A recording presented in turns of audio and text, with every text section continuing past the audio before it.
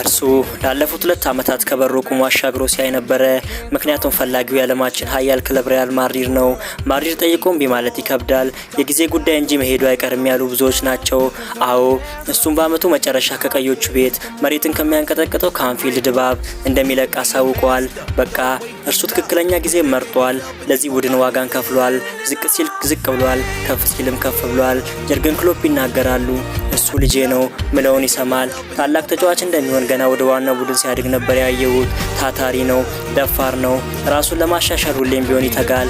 በቃ አሁን ክሎፕ የሉም። ተረኛው ትሬንት አሌክሳንደር አርኖልድ ነው።